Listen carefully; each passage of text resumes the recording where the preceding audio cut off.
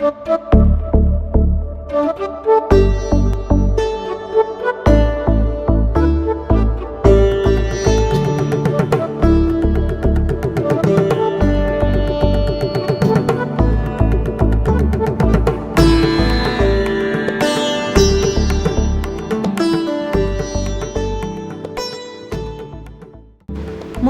রান্নাঘরের সবাইকে স্বাগত।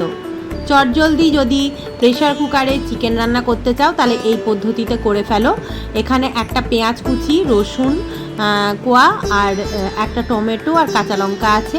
তো রসুন আর কাঁচা লঙ্কাগুলো আমি মিক্সিতে ভালো করে পেস্ট করে নেব। আর এখানে আমি সর্ষের তেল ব্যবহার করছি এই রান্নাটা করার জন্য।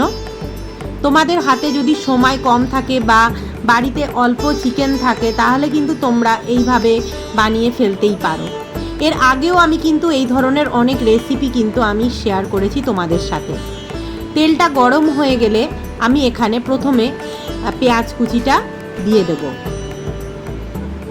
এই রান্নাটা করতে এমন কিচ্ছু সময় লাগবে না এবং উপকরণও সেই রকম লাগবে না।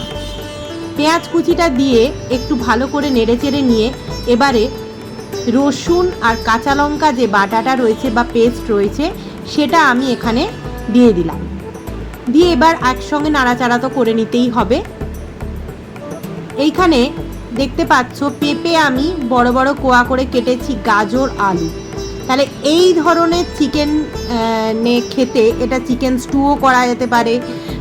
তোমরা হলুদ না দিয়ে বাটার দিয়েও স্টু করতে পারো, বা আমি এই যেরমভাবে করছি সর্ষের তেলে যেরমভাবে চিকেন রান্না করে সেইভাবেই করছি, সেটাও করতে পারো। প্রেসার কুকারে রান্না করার জন্য বেশি কষি রান্না করার প্রয়োজন নেই।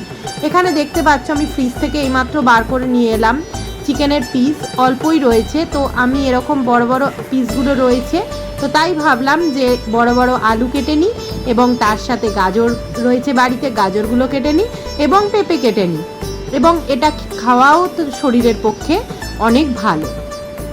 এবারে ভালো করে আমি আবার নাড়াচাড়া করে নিচ্ছি। পেঁপেটা দিয়ে দিলাম, গাজর আলুটা দিয়ে দিলাম। পেঁপেটা আমি কিন্তু আগে ধুয়ে নিয়ে তারপর কেটেছি, কাটার পর কিন্তু আর ধুইনি। পেঁপের যে কষটা বেরোয় সেই কষটা কিন্তু ভালো খাওয়া।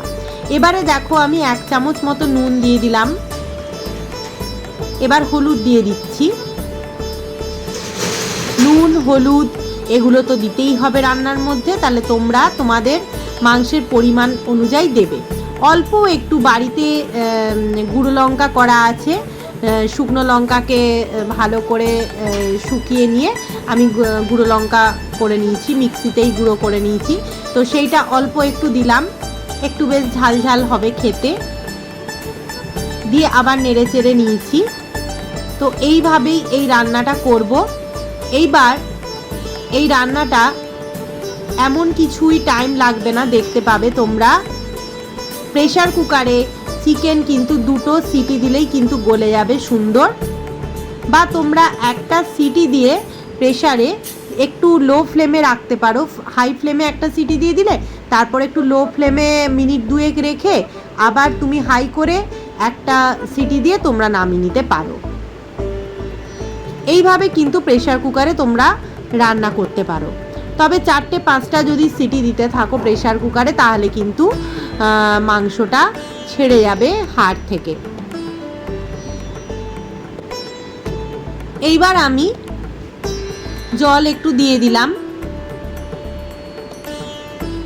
মিক্সিতে যখন আমি রসুন আর কাঁচা লঙ্কাটা পেস্ট করেছিলাম তো সেইটাই আমি ওর মধ্যেই জল নিয়ে এখানে একটু দিয়ে দিলাম। জলটা দিয়ে একটু নাড়াচাড়া করে নিলাম।